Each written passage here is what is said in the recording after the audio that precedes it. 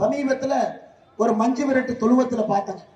10 அடிக்கு பெயிண்ட் அடிச்சிருக்காரு, 7 அடிக்கு பெரிய கருப்பன் இருக்கு. என்னையும் அநியாயம் பண்ணி வச்சிருக்கீங்க. இதெல்லாம் தான் அமைச்சருடைய வேலையா? இதெல்லாம் தான் எம்எல்ஏ உடைய வேலையா? 10 அடிக்கு பெயிண்ட் அடிச்சுட்டு 7 அடிக்கு இவர் பேரை மட்டும் போட்டு எந்த வேலையும் செய்யாமல் சுத்தி கொண்டிருக்கக்கூடிய ஒரு மனிதன். அருமை சொந்தங்களே, இன்னைக்கு நாம் பார்க்கிறோம், தினந்தோறும் மாட்டுத்தாவணி பேருந்து நிலையத்திலிருந்து ஒரு பேருந்துல திருப்பத்தூர்காரங்க போய் உட்கார்ந்து, அண்ணே திருப்பத்தூருக்கு ஒரு டிக்கெட் கொடுங்கன்னா எவ்வளவு அவமானத்தை நீங்கள் சந்திக்கின்றீர்கள் என்று தினமும் நாம பார்க்கிறோம். அருமை சொந்தங்களே, மாட்டுத்தாவணியிலிருந்து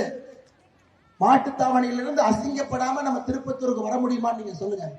கண்டக்டர் இங்க போங்கனே, அங்க போங்கனே, ஏன டிக்கெட் கேட்கறீங்க, அங்க போங்கனே, இங்க போங்கனே. அதற்காக ஒரு சின்ன துரும்பை கிள்ளி போட்டிருப்பாரு.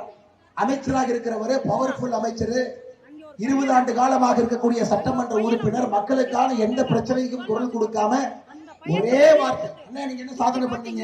இல்ல திருமாறன் அசலூர் இருக்காரு. அண்ணே ரோடு போட்டீங்களா? இல்ல திருமாறன் அசலூர் இருக்காரு.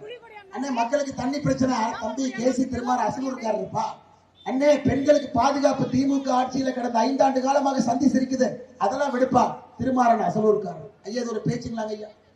உண்மையான அசலூர்காரனா மக்களுக்கு எந்த பணியும் செய்யாம 20 ஆண்டு காலமாக சட்டமன்ற உறுப்பினராக இருக்கக்கூடிய பெரிய கருப்பன் தான் அசலூர்காரர் என்பது உங்களுக்கும் தெரியும், எனக்கும் தெரியும். அருமை சொந்தங்கள்.